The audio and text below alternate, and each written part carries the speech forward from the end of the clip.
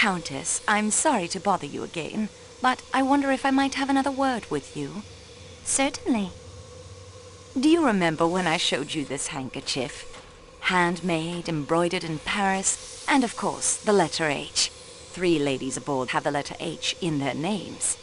But Madame Hubbard considers such a handkerchief useless. Mademoiselle Debenham's middle name is Hermione, but her handkerchiefs are dainty linen, not expensive. Hildegard Schmidt is a lady's maid, not a lady. Why are you telling me this?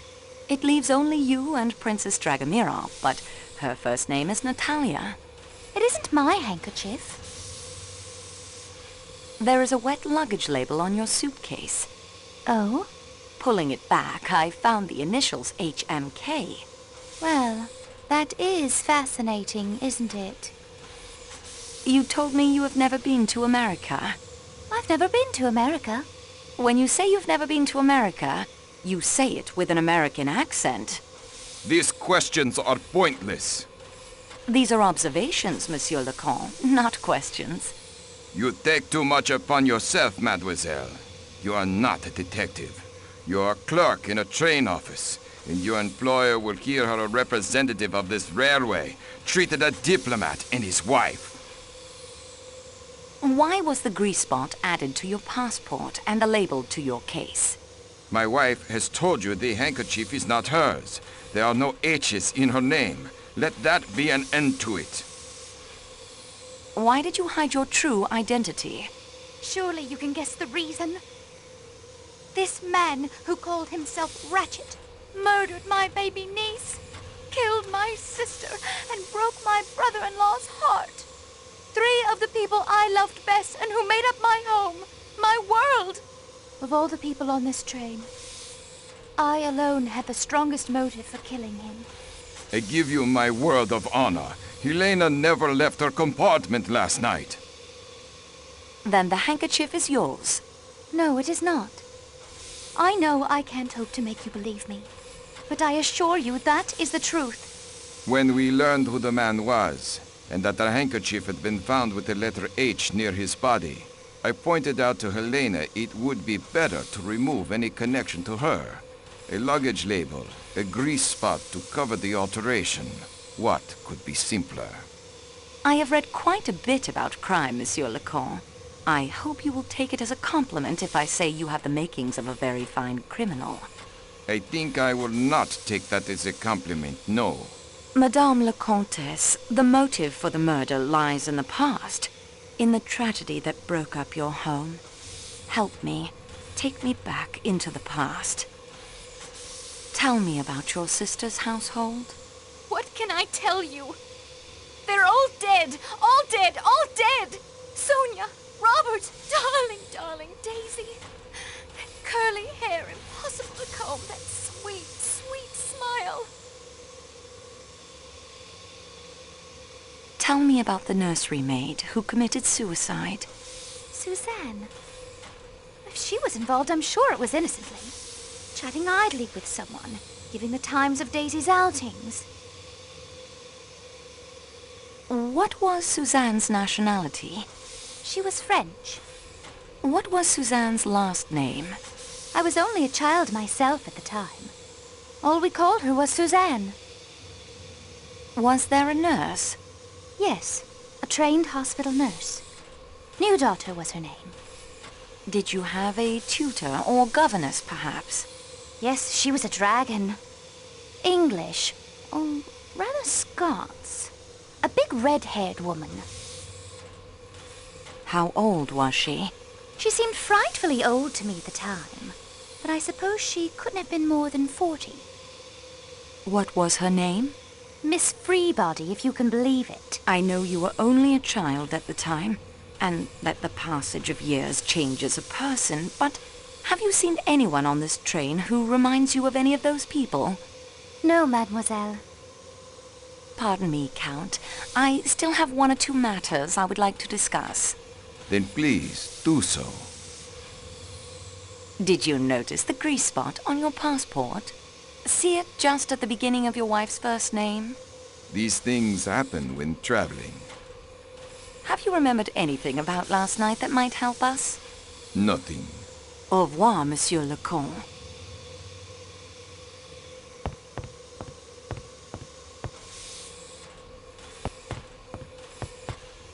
I have a few more questions, Frau Schmidt, if I may.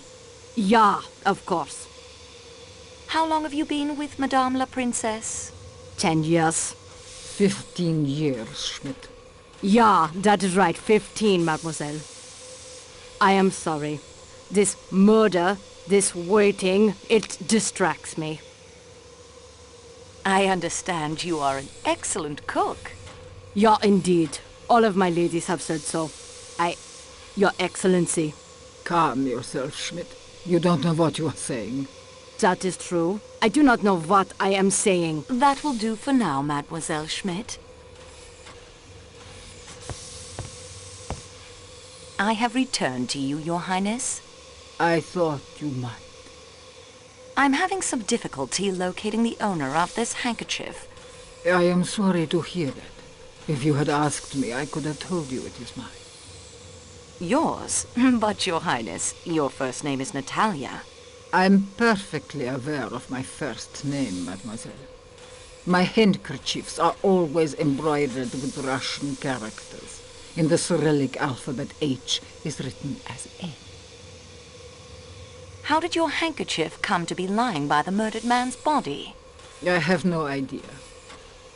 Your maid said she did not recognize this handkerchief. Schmidt believes in loyalty as I do. I believe in loyalty to one's friends and one's family and one's class. Thank you for your time, Princess.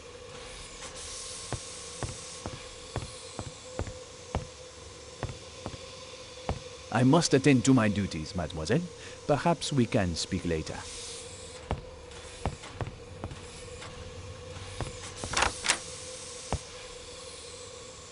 Thanks to our master chef's perseverance, the Wiener Schnitzel and Erdäpfel salad will be served as promised.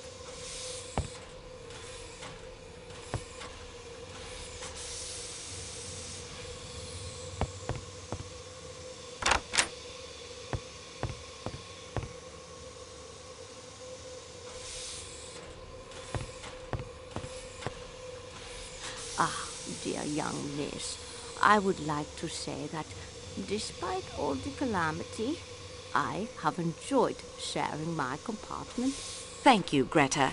But I'm afraid I must ask you some more questions. Yeah, I am thinking you must. Our gracious Father, who art in heaven, guides your hand, I think.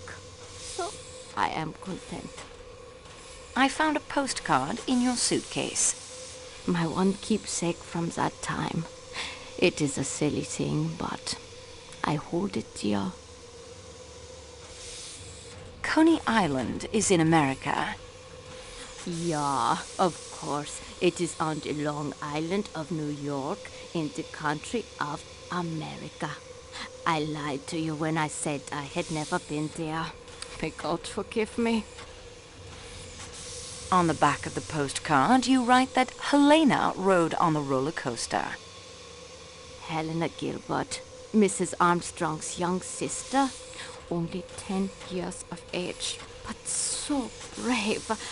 I am not so brave. It is true. It is true. She was an angel, a sweet, trusting angel. She knew nothing but kindness and love, and she was took away by that wicked, wicked man. And her poor mother, and the other little one who never lived at all. I was to be that little child's nurse, too. I ought to have told you, but I was afraid. I did so rejoice that that evil man was dead, that he could not any more kill the little children.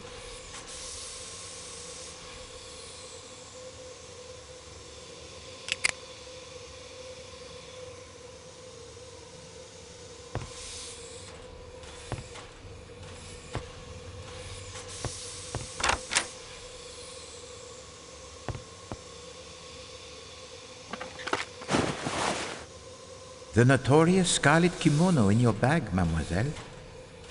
Well, of all the nerve.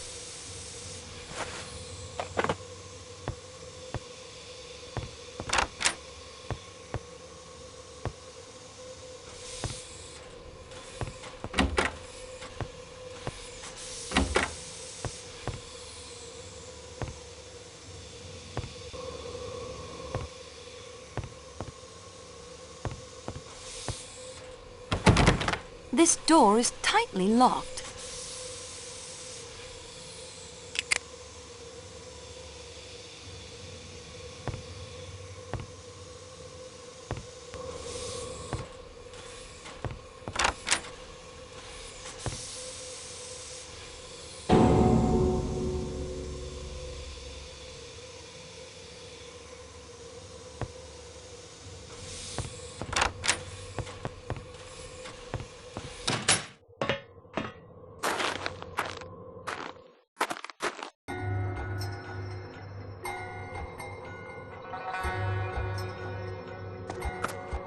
What are you doing? Let go of me. Ow! Take your hands off me. Put me down. Put me down. You will never get away with this. Oh,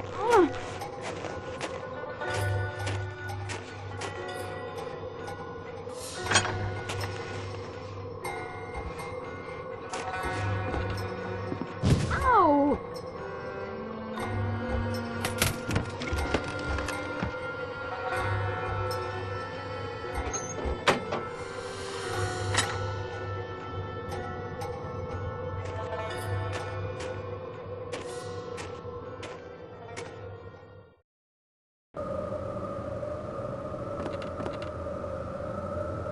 Princess Dragomirov's parasol!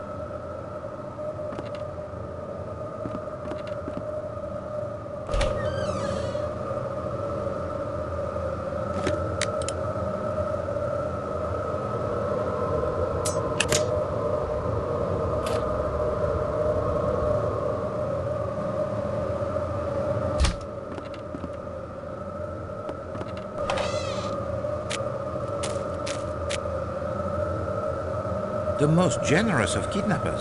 Are all your belongings restored to you?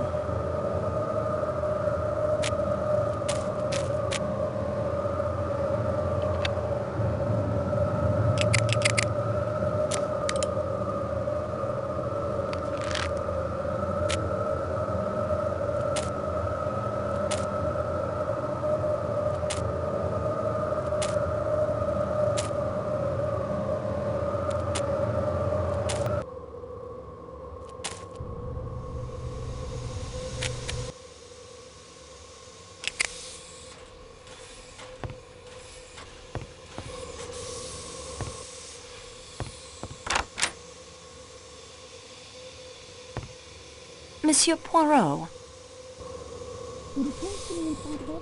And that is everything I have discovered so far. We progress, mademoiselle. Let us see what we can learn. Can we use the ham radio to help the investigation? Oh, but certainement. This is a marvelous stroke of luck. Too often the coincidences, they help the criminal. What a refreshing change to have one that will aid Poirot. I have the friend, Monsieur Louis. His son Barnabas is a boy of much energy and interests. One of these is the radio of Ham, as his proud father reports in a recent correspondence. Young Barnaby can be our eyes and ears in the outside world. His letters to call are there in my valise in the letter from his father. Use the radio of Ham to find out more from him about our current predicament. Oh, he is an invaluable asset, mademoiselle. Do not forget to secure his letters, or you will not have the information needed to reach young Barnaby. This book of Masterman's reveals more than he knows. Love's Captive by the inestimable Mrs. Arabella Richardson, yes. And what does it reveal to you? Beneath that very proper exterior, Masterman is a hopeless romantic. Perhaps. But I fear that this revelation would only be of embarrassment to Monsieur Masterman. It does not advance our investigation. This driving license indicates Foscarelli has been a chauffeur. A not unnatural profession for a man who loves the motor cars. Hildegard Schmidt's recipe box is suggestive. You remember at dinner how she was most opinionated with the waiter while studying the menu? And the label on the box, it is interesting as well. My lady's recipes. Now that suggests that she is accustomed to cooking for her employers. Not a duty one attaches to the lady's maid, n'est-ce pas? Mary Debenham's handkerchief does not match the one found next door. No, despite the middle name of Hermione beginning with an R, I did not think that the expensive handkerchief would belong to her. No, the handkerchief of Mademoiselle Debenham is precisely the type one might expect to find in the luggage of a young Englishwoman of her class. The postcard I found in Greta Olsen's suitcase tells a story. This card, it speaks to Poirot in many ways. Coney Island is, I think, on the Long Island of New York in America. A country she claims not to have visited. Mademoiselle Olsen does not send the postcard to Sweden as she perhaps intended, but saves it as a keepsake for herself. It is not a happy memory, this. A last brief moment in the sun for a family soon to be swept away by the storm. The scarlet kimono turns up in my luggage. I swear to you it does not belong to me. Oh, mademoiselle, I have no doubt of that. You have vigorously pursued its owner's identity. No. It is a defiance, you understand? It is a gauntlet thrown down. Very well. We take it up. Schmidt is accustomed to cooking for her employers, as we suspected. And her mistake in how long she has been in the employ of the princess is remarkable. A difference 1/3 less than her mistress claims. 10 years. We must look deeper into this. What course do you suggest? I will radio to Barnaby. A wise decision, I think. The handkerchief with the H belongs to the princess. I confess I should have remembered that in the Cyrillic alphabet, Arch is written as N. And she has a strong motive to want Ratchet dead. But are we meant to believe that this elderly woman prances about in the scarlet silk kimono? Or could strike with such ferocity? Foscarelli was the Armstrong chauffeur. It was a deduction most simple. Masterman was Colonel Armstrong's valet. And his Batman during the war.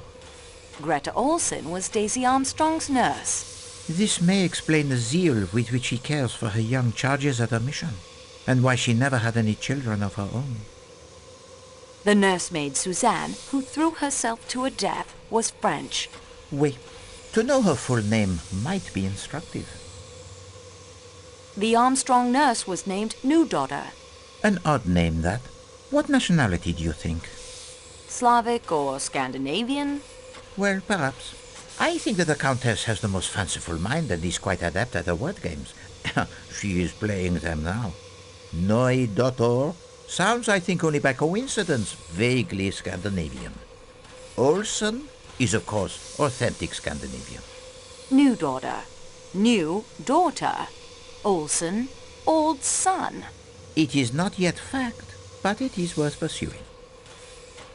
Helena Gilbert's governess was an old hag named Freebody. What an unfortunate name for an old hag is Freebody. It is more apt a name for the generation of flippers. Flappers. The fast young women were called flappers in America. Thank goodness skirts are finally lengthening again. As you say. I wonder if during your time at university in England you had occasion to patronize the clothing shops for the fashionable woman in London. No, Monsieur Poirot, not on a student's budget.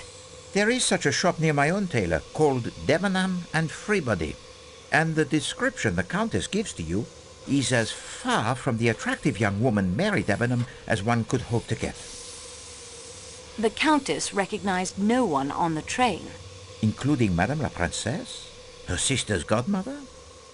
Monsieur McQueen she may also have seen, but he has grown much, of course, and the appearance changes. But a woman of the advanced years of the princess does not change so much, I think. No, I find this lack of recognition the most damning point against the Countess in all of her evasions and lies. So you see now why the Countess's failure to recognize anyone grows beyond suspicious.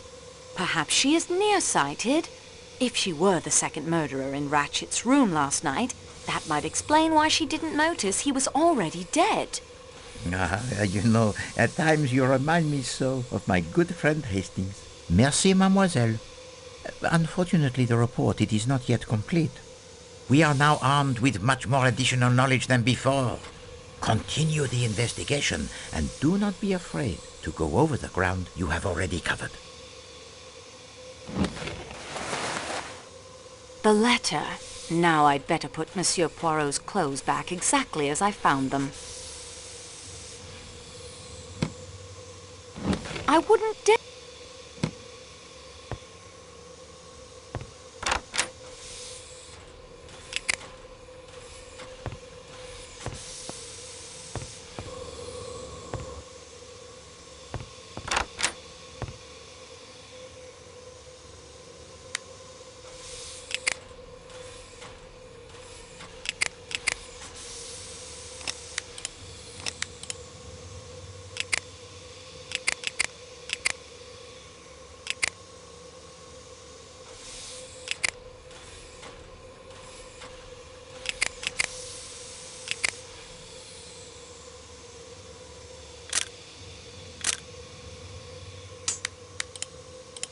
I bent the blade of the butter knife back on itself.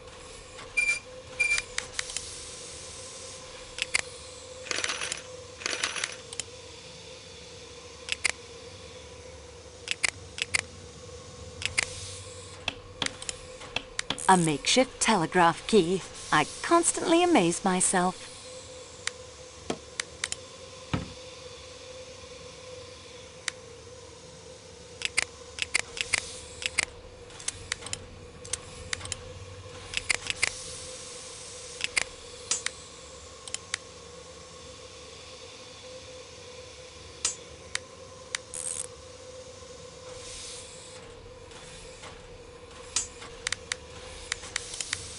I suppose that will do as a telegraph key. While that I...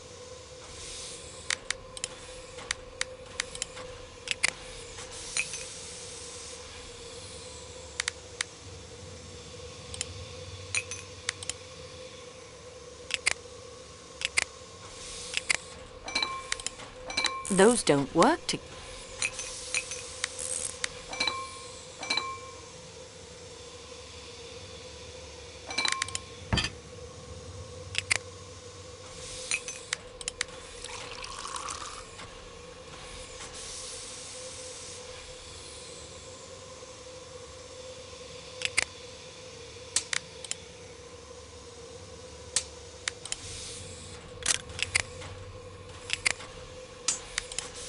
The copper bracelet is now straight with a hooked end.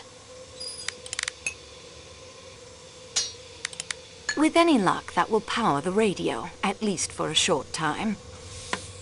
There, the radio is ready to be used. Superb, mademoiselle.